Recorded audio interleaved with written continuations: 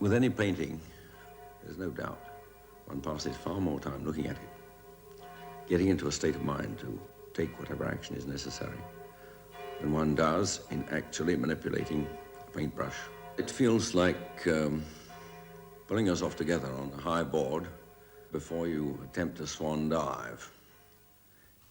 Scenes from working lives, artists on film. William Hayter in his Paris studio in 1964. The first time an abstract painter was filmed at work talking about the job in hand.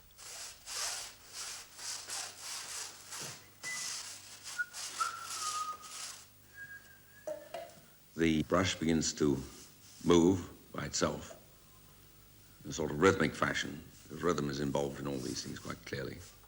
It is in the whole business of living, of heartbeat, of circulation, and so on. And the thing sort of takes off by itself.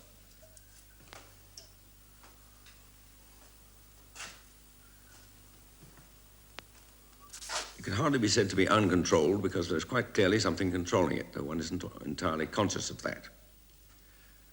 And there are other moments in which one becomes conscious in a curious sort of way, in which absolute certainty is necessary, which doesn't mean they must be done painfully and meticulously. Even they have to be done very spontaneously and very freely. But they must be right. They must be right to the thickness of a hair, or the whole thing will fall apart.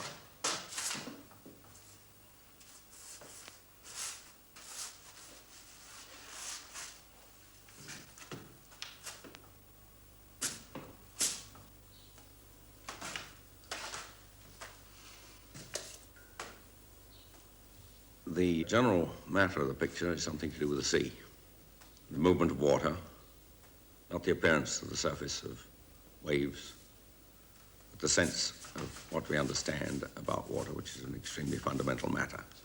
It's a good subject one could work on most of one's life, if necessary.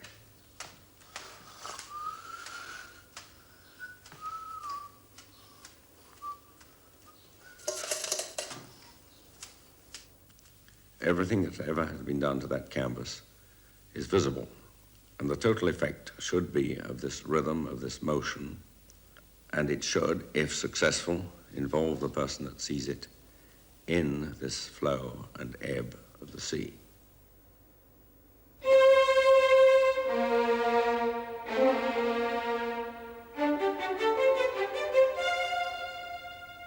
In this program, 3 other abstract painters are shown at work. The point of such work is often questioned. What does it mean? Over the years on television, there have been several occasions when the painters themselves have talked about what they have in mind, what they're trying to achieve. John Hoyland was born in 1934. In 1979, he was filmed over a 6-day period, talking candidly about painting a picture.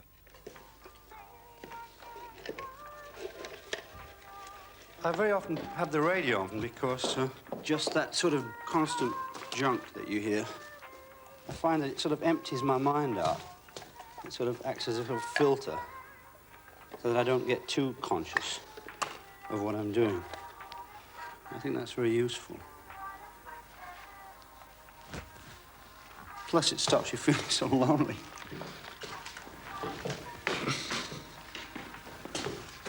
Just making a painting, I mean, is such a... seems such a ridiculous activity in a way. I mean, nobody wants it, particularly. And you don't know if you can do it. You don't know if you're strong enough to do it. It's just you on your own in a room.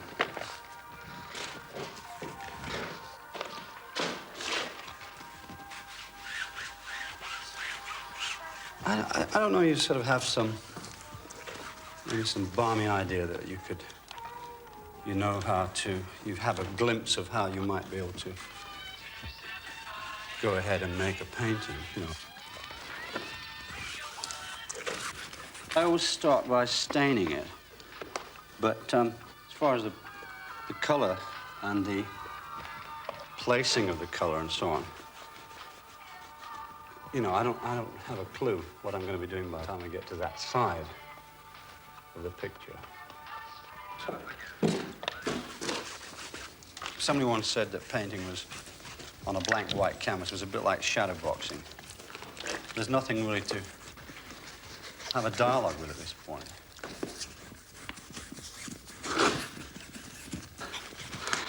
Just the color and getting it on.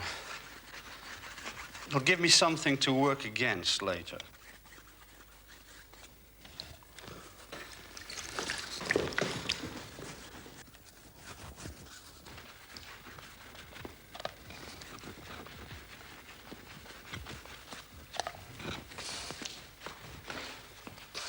I mean, you have to sort of, I mean, it's so fragile an activity, I think, making a painting, trying to bring a painting sort of into the world, as it were, that you have to sort of give yourself all sorts of balmy, kid yourself along, you know, kid the painting along, and try to kind of keep your confidence up. I mean, you're painting these things that nobody wants. And the whole activity is sort of a bit unreal, in a way, at least while you're doing it. Everybody keeps coming out saying it's rubbish. It's unreal. You know, then a lot of people, they're going to succumb to that, aren't they? They're going to think, Christ, it is pretty unreal, you know. During the 3-day week, for instance, the whole country's grinding to a halt. And then here you are in a corner of the room with a feather duster in your hand, kind of flicking away like some chambermaid or something. I mean, that's pretty unreal. You know, you think, what the hell am I doing?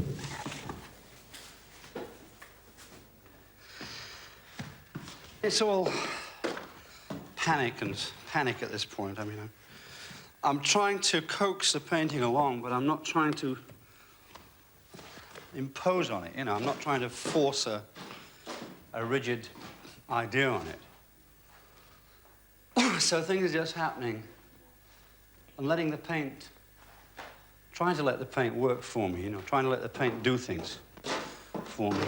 It always amuses me when people say that they've been having problems, nervous problems or suicidal problems, and they get them into painting as a form of therapy.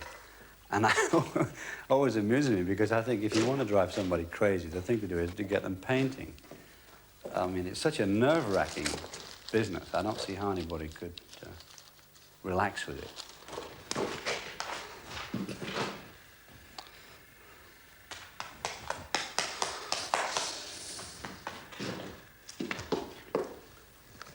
I think when you look at a painting and you look at what's there, I think very often in my case, the charge I get back from it is I get after images back. So I often tend to paint the after images in. I mean, somebody pointed that out to me. I didn't really notice it, but so that if I'll tend to put something that's a kind of an opposite color, or a color that is perhaps discordant with the one that's on there.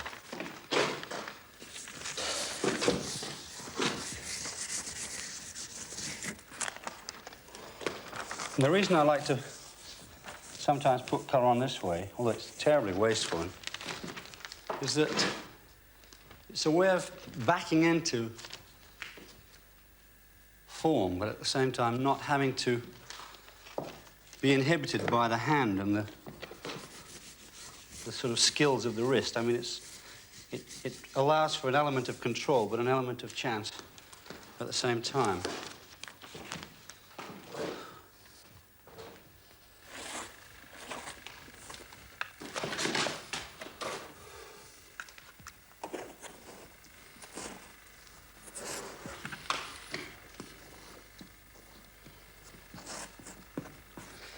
I've been knifing paintings for quite a long time now. I don't know why. Somehow I think that it's the density of the loading that you get on that you don't get with a brush.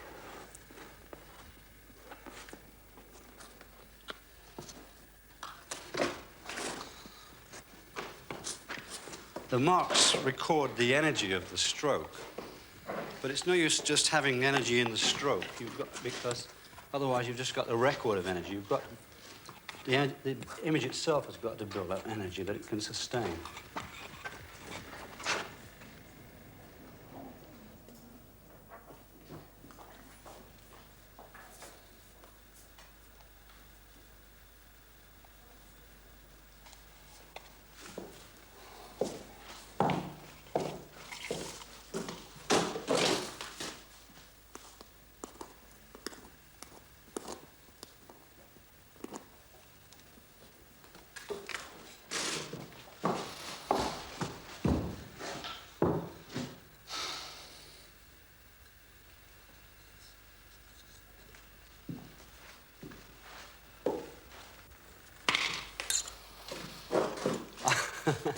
I don't know if I should do this, but I'm going to just do it anyway, because I'm not satisfied with what's there.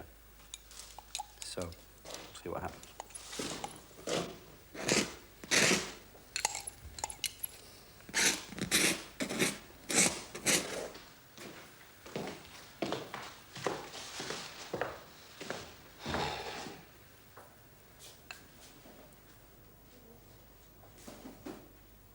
Of course, you feel very feeble at times, you know, you feel very vulnerable.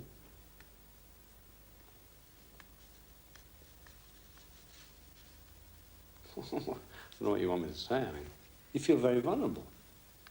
But then you just have to keep going. You just have to look at the people that you respect, that you admire, and you know, most of the critics I've ever met in my life are pretty damn feeble against the people I respect. So that's a pretty firm, you know, backup.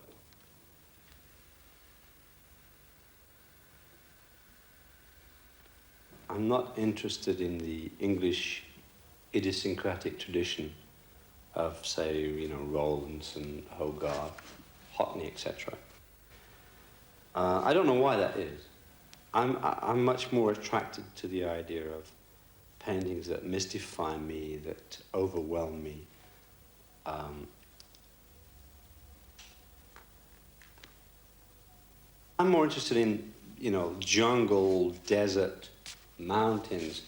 I'm not interested in painting pictures that resemble, you know, neat English gardens with gnomes. I like my paintings to overwhelm somebody. I mean, the sort of painting I like, it would overwhelm them, it would make them think about it afterwards, it would, you know, blow their minds. That's what I'm interested in. Yep. You got it. Huh?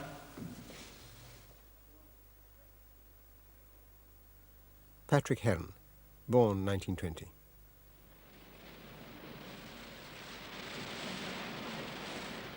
Cornwall, 1983. Heron has made his home here for the last 30 years. In that time, his work has undergone many changes, both of subject matter and of style.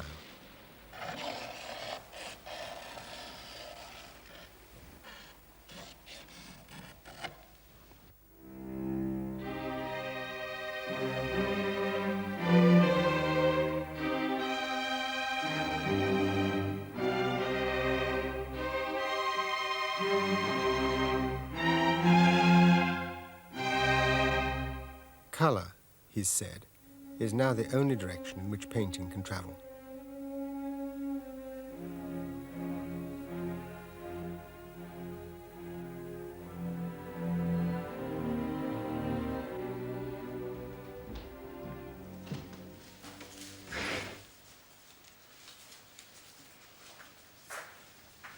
I started to draw at the age of 2 or 3. I certainly can't remember ever having thought of ever doing anything else. There are 2 headlands, one behind the other, Clodgey and Man's Head. And I found some very careful drawings that I'd made at the age of 8 of precisely the outline of these 2 headlands. And they are so close to so many of the profiles of the colour areas in my painting of the last 10 years that it really gave me a profound shock.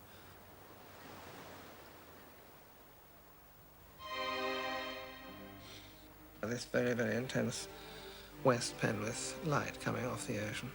The nature of this light is to make what you see already pictorial, in the sense that curiously enough, it flattens the silhouettes of headlands and rocks.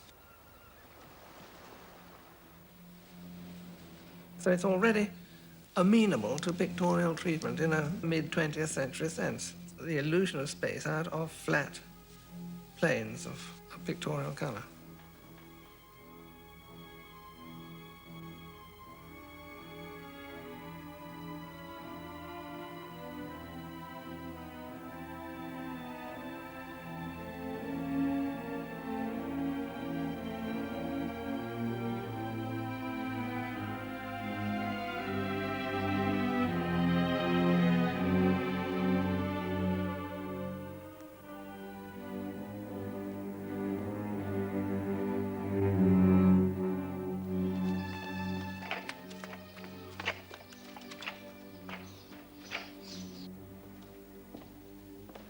Great thing about this studio is there are no windows, just this huge skylight, and the light comes in and echoes round.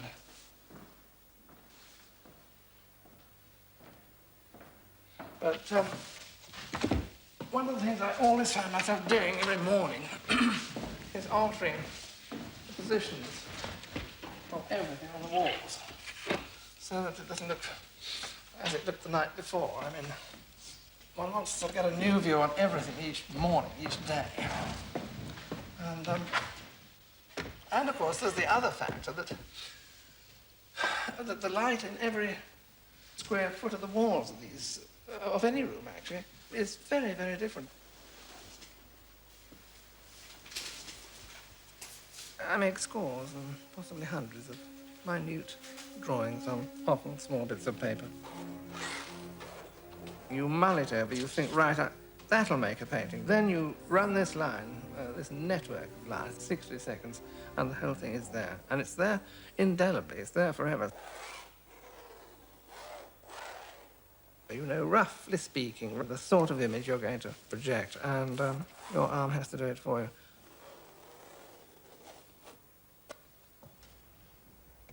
What always takes time, of course, is finally having that sort of strange, sudden feeling that now's the moment to do it. I mean, I never know, looking back, why it was at that moment, 3:15 in the afternoon on Friday or something. I suddenly, after having had this canvas around for quite a long time, committed myself. And then comes, of course, the question of the application of the colours.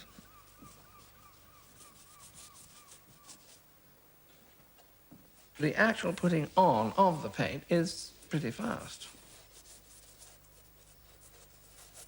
Since it's oil paint, and since I only want one layer of it, because it means that the white of the priming is shining through. The moment you put two on, you've got an opacity and a deadness.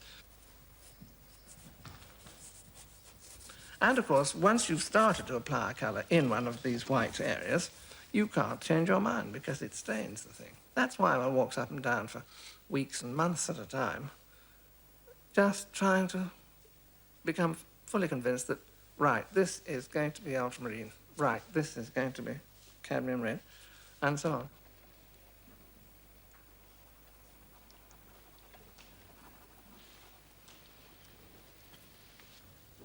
Each kind of pigment has a totally different physical feel. Obviously, the ultramarines, the blues, the violets are transparent and thin. They're almost like watercolour, and you're aware of this.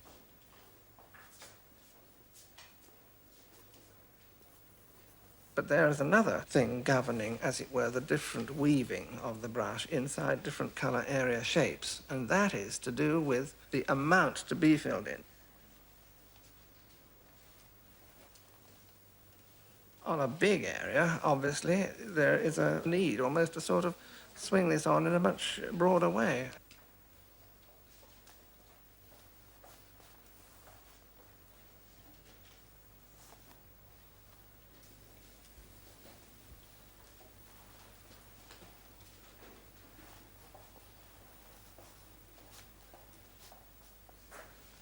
When one got actually to the frontier of a colour area, one wanted to be absolutely exact. No two colour areas can overlap even by a hair's breadth, because that would produce a third colour, and you had to have a pretty fine point in order not to make these overlaps.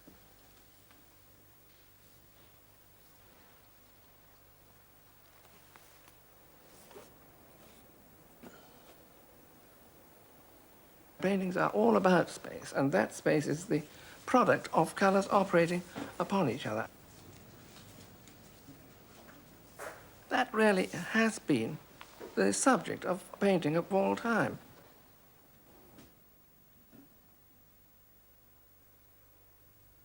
Victor Passmore was born in 1908. He too has concentrated on space and spatial relationships, often in monochrome. Abstract work, he says, invites a special kind of attention. I would hope that people come back to my pictures time and again and get something more out of it each time they come. Certainly, I would say looking at a picture is a process of time, whether it's a modern picture or an old master. Passmore was 70 when this film was made, and he'd recently settled in Malta. Here, he spent a great deal of time shaping his own surroundings with an eye to the abstract and geometrical forms that have become an unmistakable feature of his paintings and three-dimensional constructions. Like many abstract artists, Passmore had begun as a figurative painter. It wasn't until he was 40 that he had his first show of abstract work. That's a term he doesn't much care for, however, since every image, in his view, relates to something else, perhaps eventually to everything else.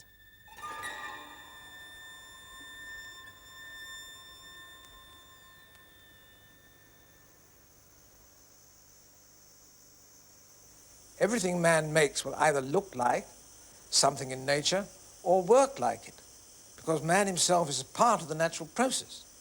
The circle was there long before the wheel, and the bird long before the aeroplane. Well, this is an important point. The artist is both master and slave of his work. The process is reciprocal. If the ingredients are right, the picture will, to some extent, paint itself. For this reason, I like to paint only when I feel relaxed, so as to allow the picture to speak for itself. It may take a long time, even years, in arriving at the simplest image. The artist must have some idea of what he's going to do in a purely physical sense. There are so many possibilities. He can make a dot, draw a line, dab with a brush, pour on the paint, or outline a formalized shape. Each of these factors will form a particular image relative to its material and process.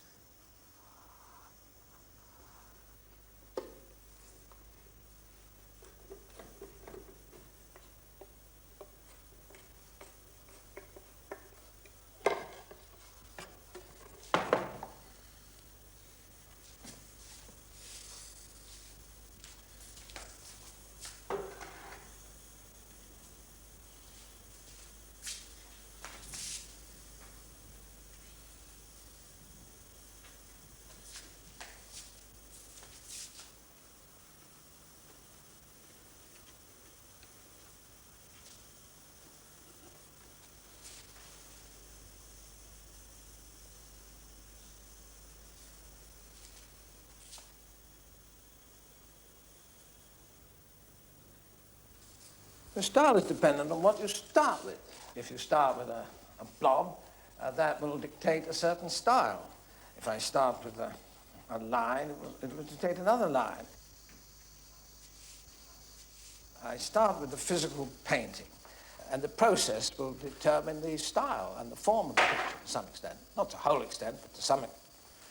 And so it depends what I choose to start with.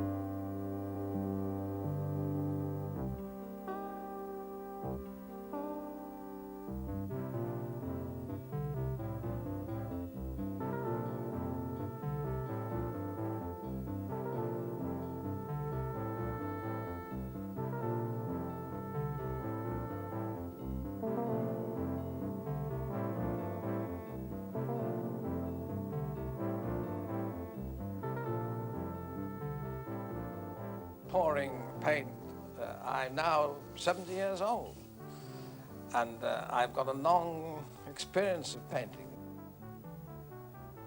Behind that splodge of paint, there's a lot of knowledge about painting. I repeat Whistler's famous remark, in which, when asked why he charged 200 guineas for 20 minutes' work, replied, I charge it for the knowledge of a lifetime. In the kind of painting which I do, you can look at the picture from different angles. You can walk past it or look underneath it and get a different aspect without destroying it. I mean, if you look at a Rembrandt sideways on, you can't see the picture. You've got to look at dead on, in which case, therefore, it belongs to the old static position. But you don't have to look at modern painting only by standing bang in front of it. You can move, you get a completely new and sometimes more dynamic experience if you move on either side.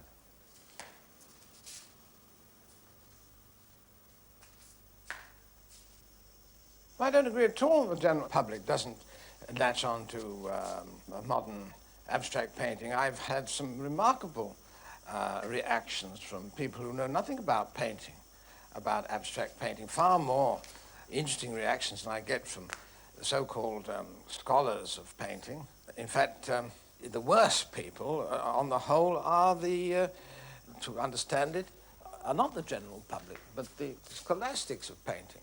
It's they who educate the public into preconceived ideas. I get no trouble from children looking at my pictures.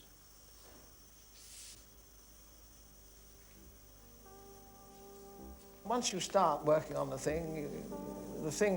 picture tends to paint itself and go on automatically on its own laws.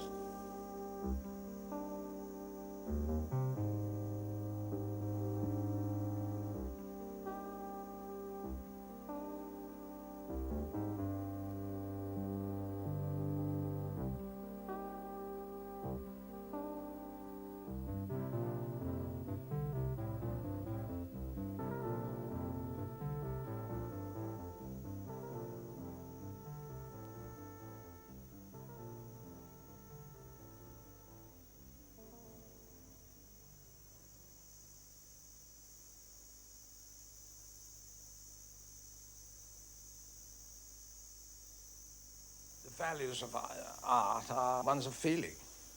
And I believe there is a right and wrong in art, but it's something you must know inside you. Artists and images. With the last few words, the most influential sculptor of his generation, Anthony Caro, born 1924. It's very difficult analyzing what goes on in your mind when you're in the studio, because I don't think it's very good to be too self-conscious about the actual process. Scenes from working lives, filmed over the last 40 years. In the series, we've had a chance to see more than 20 painters and sculptors going about their business, making things, and talking about what they do. Whether they work with watercolor or oil paint, iron or steel, bronze or marble, whatever the material, whether their work is figurative or abstract, they're all, in Caro's eyes, in the same business. All art, I think, all art that's any good, that's worth its salt, seems to me to be to do with what it's like to be a human being, to do with what it's like to be alive.